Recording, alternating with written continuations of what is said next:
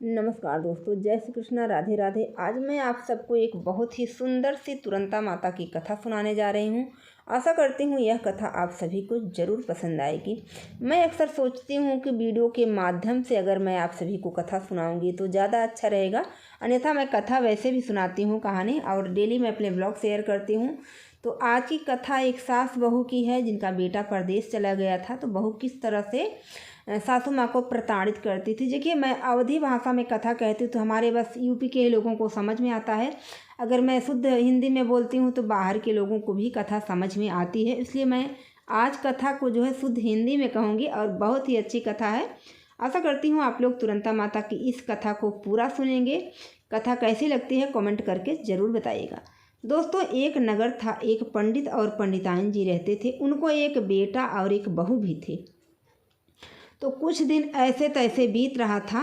पंडित जी घर परिवार का खर्च चलाते थे और बेटा उनका खेती बाड़ी का काम करता था। लेकिन कहते हैं ना, समय बदलते देर नहीं लगती है। दोस्तों, पंडित जी का देहांत हो गया। जब पंडित जी का देहांत हो गया तो पंडिताइन और खुद उनकी बहू कहती है बेटे को कि बेटा, खेती किसानी से क्या होने वाला है। और बहू जो है पूरा जोर शोर से कहने लगी कि नहीं, आप बाहर चले जाइए, कमाई करिए कुछ, और खेती बाड़ी हम सब संभाल लेंगे। तो उन्होंने बोला कि मेरी माता जी का ध्यान अच्छे से रखना। तो बहू बोली कि ठीक है, आप जाइए, मैं आपकी अम्मा का ध्यान बहुत ही अच्छे से रखूँगी।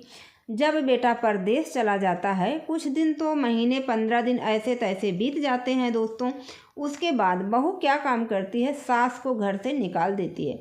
सास बोलती है मैं कहाँ जाऊँ, लोग देखेंगे तो हंसेंगे कि एक ही बेटा बहू है, वो भी सास को घर से बाहर निकाल दी है। तो बहू बोलती है कि नहीं, जहाँ जाना है वहाँ जाइए, पर मेरे घर मत रहिए। तो सास सोचती है कि चलो ठीक है, घर से तो निकल जाती है लेकिन कहीं जाती नहीं है, ना तो किसी के घर जाती है। दोस्तों, इज्जतदार इंसान और ईमानदार व्यक्ति कभी किसी के आगे अपना रोना नहीं रोते हैं। तो उनकी सास जो है जंगल में चली जाती हैं। एक पीपल का पेड़ रहता है, उसी पीपल के पेड़ के नीचे बैठती हैं और वहीं बैठ करके अपनी आप बीती सोच सोच करके रोती हैं। पीपल के पेड़ के नीचे दोस्तों एक बिल रहती है जिसमें एक नागिन रहती है, और जब वो रोती है तो उनकी आंसू जो है उसी में जाती है। तो नागिन को बहुत बुरा लगता है कि पता नहीं कौन रो रहा है, दुखियारी है, क्या है, कैसे है, कौन रो रहा है जो हमारे ऊपर पानी आ रहा है। तो ऐसे एक दिन बीता, 2 दिन बीता, तीसरे दिन जब भी मतलब दिन भर वहीं जा कर के बैठती है, शाम को घर आके सो जाती। फिर बोलती आ गई, कहीं कहाँ जाएं, रात में कहाँ रहेंगे, दिन तो हम बिता लेते हैं किसी तरीके। तीसरे दिन जब जाती है और बैठ के वहाँ रोने लगती है तो नागिन को बहुत गुस्सा आता है और निकलती है कि आज हम इसको काट ही लेंगे। लेकिन जब बाहर निकलती है तो उसका फन जो है झुक जाता है। देखती है कि बूढ़ी औरत बहुत ही ज़्यादा विलाप कर रही है, उसी के अश्रु जो है उसकी बिल में जा रहे हैं और उसको भिगो रहे हैं।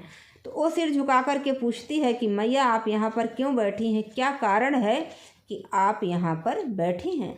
तो बूढ़ी माँ पूरी आप बीती उस नागिन को सुनाती हैं कि ये माँ, मेरा बेटा परदेश चला गया है, पर मेरी बहू जो है समझती नहीं, वो मुझे घर से निकाल देती है। मैं कहाँ जाऊँ, क्या लेकर के जाऊँ, किसके यहाँ जाऊँ मांगने। जब मेरे पंडित जी थे तब मैंने किसी के घर कुछ मांगा नहीं, अभी मैं किसके घर जाऊँ। तो नागिन बोलती है कि आप रोइए मत, जाते समय यहाँ पर जितने भी पत्ते गिरे हैं सारे पत्तों को अपने आंचल में ढक लेना और ले करके घर चले जाना, और जहाँ पर आप रात में लेटती हैं वहाँ पर एक बड़ा सा तसला यानी बर्तन रखा हुआ है, उसी में रख करके दूसरे तसले से आप उसे ढक देना। तो बूढ़ी माँ बोलती है कि ठीक है माँ, जैसा आप बोलो वैसा करेंगे। फिर नागिन जो है अपने बिल में चली जाती है। उसके बाद बूढ़ी माँ जब जाते हैं घर पे और एक सिकौले अपने हाथ से उठाती हैं, उसी में सारे पत्तों को रख करके दूसरे तसले से ढक कर चारपाई के नीचे रख देती हैं। बगैर खाए पिए सो जाती हैं। और सुबह जब होती है तो अपनी बहू को, नागिन ने बोला था कि अपनी बहू से उस तसले को ही खुलवाइएगा।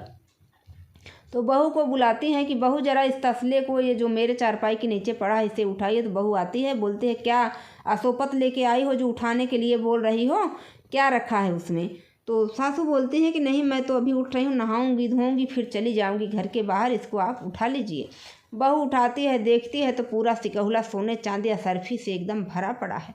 तो बहू के लालच आता है मन में और पूछती है सास से कि हे अम्मा, आपको ये सारी चीज़ें कहाँ पर मिली हैं। तो सीधी साधी बूढ़ी अम्मा सारी बात एकदम सीधे साधे तरीके से बता देती हैं कि ऐसे ही है, तुम मुझे निकालती थी, मैं वहाँ जा कर के रोती थी, उसके बाद जो है मुझे नाग माता ने ये सारी चीज़ें दी और बोला कि घर जाइए और घर जाने के बाद ऐसे ऐसे रख दीजिएगा। बहू बोलती है कि अब आप मुझे अपने घर से निकालिए और मैं जाऊंगी वहाँ पर बैठूंगी। तो सास बोलती है मुझसे ऐसा नहीं होगा। बहू बोलती है नहीं निकालिए। तो सास सीधी साधी सरल स्वभाव की मार मूर के थोड़ा बहुत कोशिश करके बहू को घर से निकाल देती है। बहू क्या करती है कि सीधे जाके उसी पीपल के पेड़ के नीचे एक नहीं चार चार धाराएं बना करके रोती है। तो उनको 1-2 दिन 3 दिन की मोहलत नहीं मिलती है दोस्तों। नागिन पहले ही दिन निकलती है और बोलती है कि तुम क्यों रो रही हो, तुमको क्या हो गया है, बताओ तो सही। तो नागिन बहू बोलती है कि मेरी सास ने मुझे घर से निकाल दिया है। नागिन बोलती है अच्छा ये बात है। बोलती है हाँ। बोलती है ठीक है, यहाँ के जितने सारे पत्तल गिरे हैं उसको आप अपने आंचल में ले लेना और घर में जाना, आपके बेड के नीचे जो भी अटैची बक्से पड़े हैं उसमें रख देना और अपनी सास को सुबह उठाने के लिए बोलना। बहू ला करके अपने सूटकेस में सारे पत्तों को रख देती है, फिर सो जाती है। सोने के बाद जब सुबह उठती है तो अपनी सास से कहती है कि अम्मा इस वाली अटैची को ज़रा खोलिए, इसमें देखिए तो क्या है। तो सासू के मन में छल हो जाता है कि देखिए मैंने तो ईमानदारी से, मुझे दुख था इसलिए मैं रो रही थी, ये छल करने गई थी। तो नाग माता ने भी इसके साथ जरूर छल ही किया होगा, जरूर इसमें कुछ ना कुछ होगा। चलो जो होगा सो देखा जाएगा। बूढ़ी जो है ईमानदारी से जा करके अटैची खोलते हैं, उसमें सारे सांप बिच्छू कीड़े गोजर बिच्छी सारे निकल के रेंगने लगते हैं, उसके बेड पे चढ़ जाते हैं, उसके ऊपर चढ़ जाते हैं, काटने नोचने लगते हैं। तो बहू चिल्लाने लगती है, बोलती है बुढ़िया तुमने ये सब क्या बता दिया मुझे, जो कि मेरे घर में इतने सारे कीड़े गोजर बिच्छू हो गए हैं। तो सास हाथ जोड़ती है, कहती है देखो तुम्हारे मन में छल था, कपट था, इसकी वजह से तुम्हारे साथ ऐसा हुआ है।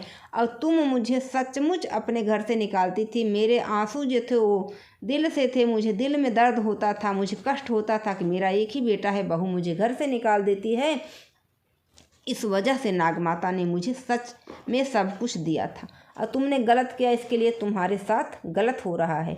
तो सास बहू के लिए अपने माफ़ी मांगती है जा कर के पीपल के पेड़ के नीचे नाग माता से और बोलती है कि नाग माता मेरी बहू को माफ़ कर दीजिए, इसके लिए मुझे क्या करना होगा, मैं क्या कर सकती हूँ जो कि आप मेरी बहू की गलतियों को माफ़ कर देंगी।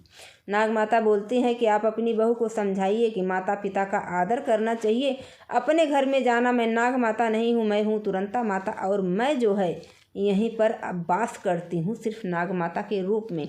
तो आप जा कर के अपने घर पर अपनी बहू से मेरी पूजा रखवाइएगा और आपके बहू को सद्बुद्धि आ जाएगी, आपका बेटा भी घर पर आ जाएगा, अच्छी कमाई होगी, घर परिवार में बरकत होगी।